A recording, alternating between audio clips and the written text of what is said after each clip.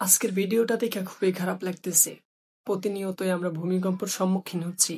আজকের এই ভিডিওটি দেখতে পাচ্ছেন, এটাও আজকে রাত্রের ঘটনা, যে কিনা আজকেও 5.7 মাত্রায় ভূমিকম্প হয়েছে। ভিডিওটা দেখেন, তাহলে বুঝতে পারবেন। মানুষগুলো কিরকম করতেছে দেখতেছেন।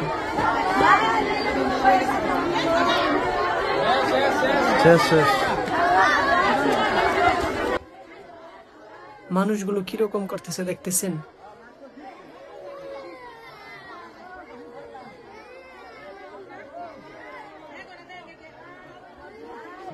মানুষগুলো কিরকম করতেছে দেখতেছেন।